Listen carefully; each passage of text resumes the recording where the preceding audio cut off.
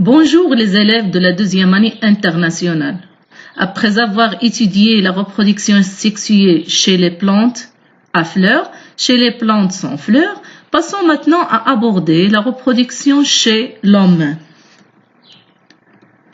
À l'instar des autres êtres vivants, la reproduction chez l'homme constitue une fonction essentielle qui permet la conservation et la pérennité de l'espèce.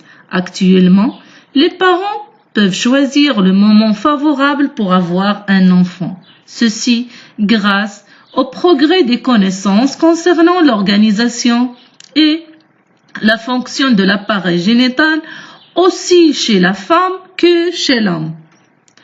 Cela nous pousse à poser plusieurs questions. Quelles sont les manifestations de la puberté ainsi que les organes responsables de la production des gamètes chez l'homme? Comment se déroule la fécondation chez l'homme? Quelles sont les étapes de la grossesse et de l'accouchement? Quelle est l'importance de l'allaitement? Comment organiser la fonction de la reproduction ou la contraception? Pour répondre à ces questions, on va voir l'activité 1, la puberté, el-boulough.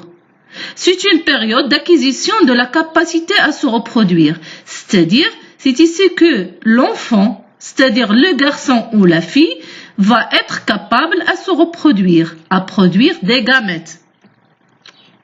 Ce document nous montre la progression de la croissance selon un axe du temps, de 7 ans vers 18 ans. Chez les filles, donc on remarque à partir de 8 ans et demi le début du développement des seins avec les premiers poils pubiens. À partir de 10 ans, il y aura apparition des premières règles. Passons voir les garçons.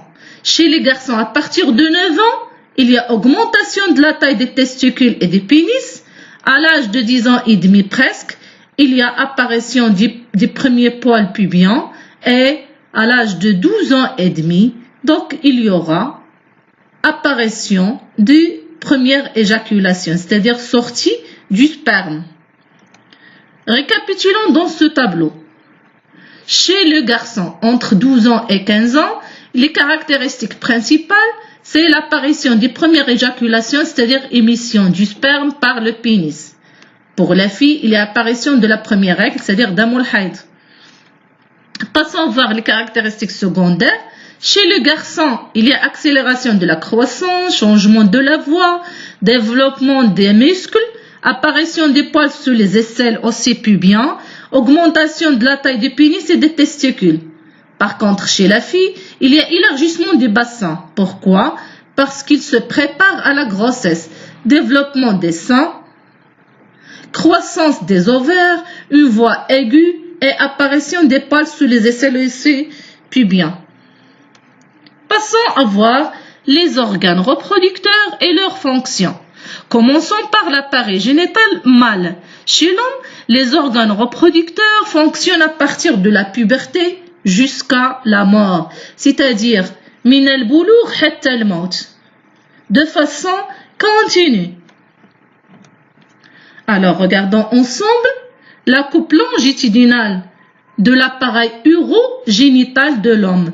Pourquoi on a dit urogénital? Parce qu'il y a une liaison entre l'appareil urinaire et l'appareil génital. Regardons ici, c'est la même voie, l'urètre, par lequel il y aura sortie de l'urine, le bowl, et le mani, le sperme. Regardons ensemble cette trajectoire rouge. Donc, il nous montre le trajet des spermatozoïdes.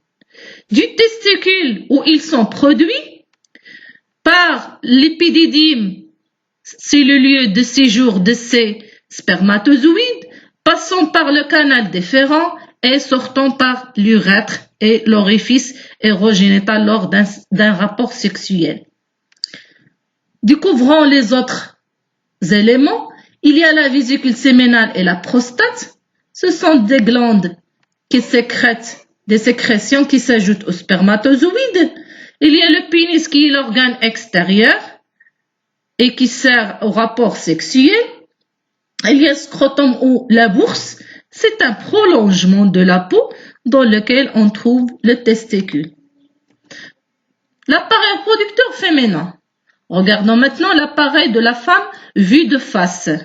C'est une coupe longitudinale qui montre 3 éléments très importants. Il y a l'utérus, il y a le vagin, il y a l'ovaire.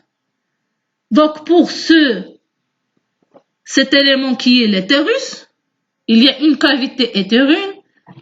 On remarque ici une muqueuse attachée à un muscle. Ce muscle est capable de se contracter lorsqu'il se prépare à accueillir un bébé ou un fœtus. Donc, le col de l'utérus est la jonction entre l'utérus et le vagin qui sert au rapport sexuel. Ici, on remarque 2 ovaires. Il y a un gauche et un autre droit qui sont liés à l'utérus par un oviducte. C'est le canal de l'ovaire au oviducte. Et ils sont liés par un pavillon, un séwan.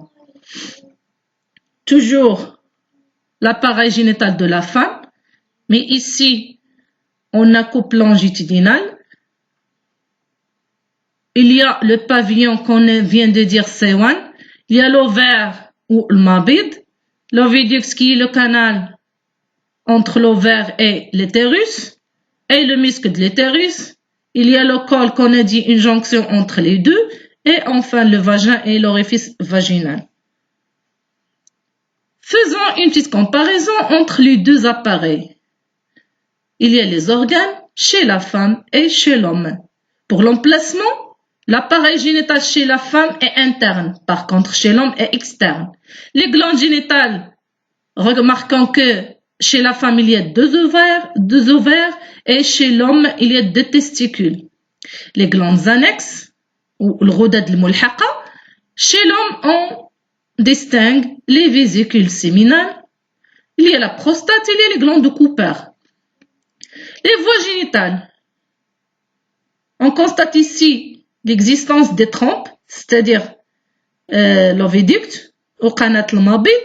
Ici, il y a l'épididyme al-barbakh, le spermiducte qanat manawiya ou l'urètre al-ihlil.